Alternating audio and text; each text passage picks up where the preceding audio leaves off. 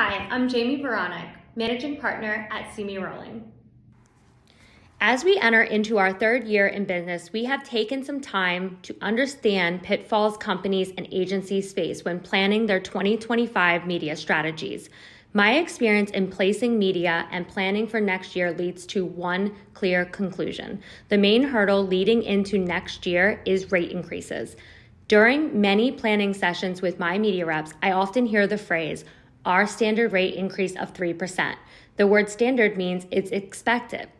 At See Me Rolling, we have decided that we will keep our rates for 2025 flat, no rate increases.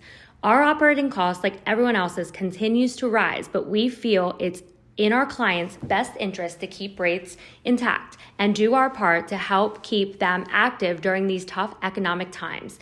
It's our goal to have a product line of Billboard trucks that offers fair prices for an emerging media that can be a brand booster or sales driver.